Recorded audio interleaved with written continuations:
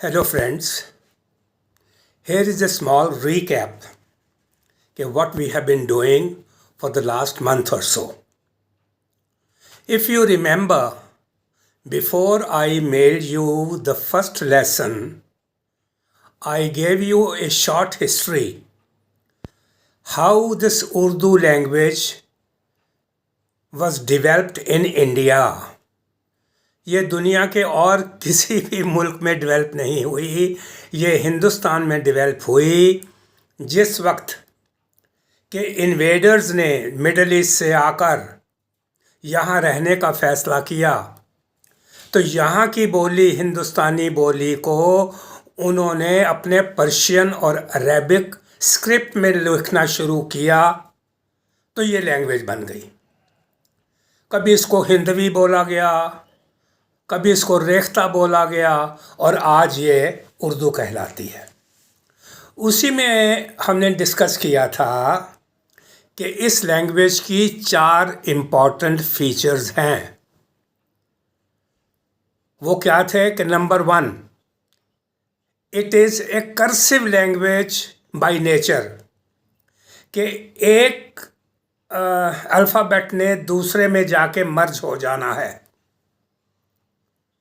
जिस तरीके से हम इंग्लिश पेन से या पेंसिल से लिखते हैं, एक वर्ड के अंदर डिफरेंट जो लेटर्स होते हैं आपस में मर्ज हो जाते हैं, लेकिन इंग्लिश में हमारे पास चॉइस है कि कैपिटल वर्ड्स में लिखूं या हाथ से लिखूं, लेकिन इसमें कोई चॉइस नहीं है। दूसरा ये था कि इस लैंग्वेज के अंदर, तीसरा आई मीन टू से कि कर्सिव लैंग्वेज होने के बावजूद भी इसके अंदर 2 किस्म के अल्फ़ाबेट्स हैं, connectors and non connectors. Non connectors हैं, बाकी सारे कनेक्टर्स हैं। और चौथा था इसका इम्पॉर्टेंट पॉइंट कि इसके अंदर there are few alphabets having the same phonetic sound. ते भी ता की आवाज़ देता है, तोए भी वही आवाज़ देता है, जे भी वही आवाज़ देता है, जाल भी वही आवाज़ देता है। तो ये पहला लेसन था, ये प्री लेसन से पहले एक शॉर्ट हिस्ट्री थी। उसके बाद फर्स्ट लेसन में क्या था कि I gave you the alphabets as written in the Urdu script, उस ऑर्डर के अंदर दिए।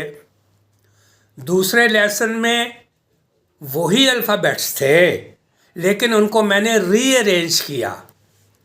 रीअरेंज किस तरीके से किया कि जो तकरीबन एक जैसी शक्ल के हैं वो इकट्ठे कर दिए ताकि हमें याद करने में आसानी रहे। जैसे बे, पे, ते, टे, से सब एक जैसी बोट बनी हुई हैं। फ़र्क क्या है? सिर्फ नुक्तों का, 2 हैं, 3 हैं, ऊपर है, नीचे है। सिमिलरली जीम, चे, हे, खे सब एक जैसी वो बतख सी बनी हुई है, फ़र्क नुक्तों का। सिमिलरली दाल, दाल, दाल। सो इस तरीके से that was the second lesson. Third lesson आपको कौन सा दिया? Connectors and non connectors. Non connectors are 9 alphabets. 7 का तो वो एक ग्रुप है, दाल, डाल, जाल, रे, रे, जे, ये 7 हो गए। इनमें 2 वॉवल और जोड़ने हैं, एक शुरू में अलिफ और एक एंड में वाव, ये 9 हो गए। बाकी जितने भी 25-26 हैं वो ऑल कनेक्टर्स हैं। अब इनका कैरेक्टर देखिएगा, जो है नॉन कनेक्टर, ये कितने बदतमीज़, नहीं बदतमीज़ नहीं, आई मीन टू से कि कितने नखरे वाले हैं कि आपस में भी ये नहीं मिलेंगे।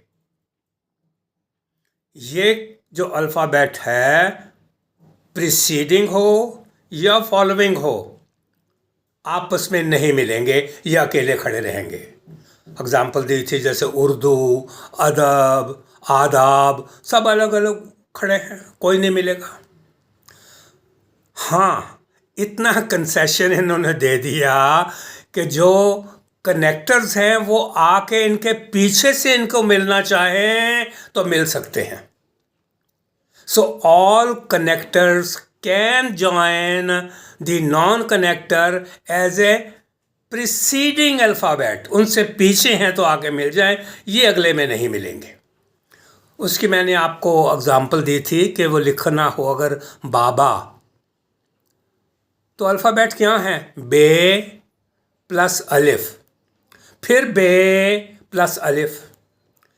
पहली बे कनेक्टर है जो अलिफ ने इजाज़त दे दी है मिलने के लिए, बा बन गया. अब उसके आगे फिर बे है, अब वो उससे नहीं मिलेगा, उसको फिर जाके अलिफ से मिलना पड़ेगा. तो इस तरीके से ये कनेक्टर और नॉन कनेक्टर्स हमने देखे. किस उसमें मैंने एक ये भी एग्जांपल दी थी कि जो कनेक्टर्स होते हैं irrespective of their number alphabet का, कि देखा था आपने 7 के 8 अल्फ़ाबेट थे और वो सारे के सारे आपस में मिल गए और क्या वर्ड बन गया था? गलत फहमी. उसमें आप नोट कीजिएगा, एक दूसरे में मर्ज करते हुए वो अपना पूरी शक्ल खो देते हैं. सिर्फ जो डिस्टिंक्विड हेड है उनका वो रह जाता है. गलत में हमने गैन का ऊपर का हिस्सा लिया, फिर तोय लिया, फहमी का सिर्फ एक नुक्ता लिया. इस तरीके से लास्ट अल्फ़ाबेट जो छोटी ये है वो अपनी पूरी शक्ल में आई, बाकी सबका थोड़ा थोड़ा सा distinctive part of that alphabet लेके उसको आपस में जोड़ते हैं. और चौथा लेसन हमने जो लिया था वो था कि सेम फोनेटिक साउंडिंग अल्फ़ाबेट. और उसमें भी घबराइए मत. स्वाद क्या आवाज़ दे रहा है? से की.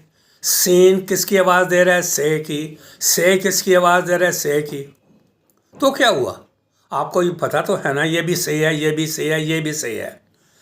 पढ़ते वक्त क्या तकलीफ़ है? साबुन लिखा हो स्वाद से तब भी आप सा ही बोलेंगे. सावन लिखा हो सीन से सा ही पढ़ोगे. सबूत लिखा हो से तब भी से ही पढ़ोगे. हाँ, लिखने में कि इनमें से कौन सा इस्तेमाल करूं वो वक्त के साथ प्रैक्टिस के साथ आता है. मैंने आपसे प्रॉमिस किया था कि विद इन 4 मंथ्स आपको पढ़ना सिखा दूंगा. लिखना का मैंने कोई वादा नहीं किया. लिखने के लिए आपको 6 महीने साल पढ़ना पड़ेगा, फिर जाके आपको मालूम होगा कि किस तरीके से एक वर्ड को दूसरे में जोड़ना है और आगे चलना है. So this was a little recap my dear friends कि जो हमने अब तक किया है. अब अगले 2-3 चैप्टर बड़े ही इम्पॉर्टेंट हैं. मंडे को we will have the next lesson that is nukta. ये जो बिंदियाँ लगी हुई हैं, आप हिंदी में कह लो, ये जो डॉट्स लगे हुए हैं ये बड़े ख़तरनाक हैं. ये सारे अल्फाज नुक्ते से ही पहचाने जाएंगे. So wait for the next lesson नुक्ता. Thank you very much. This was a short, recap what we have done so far. Thank you very much.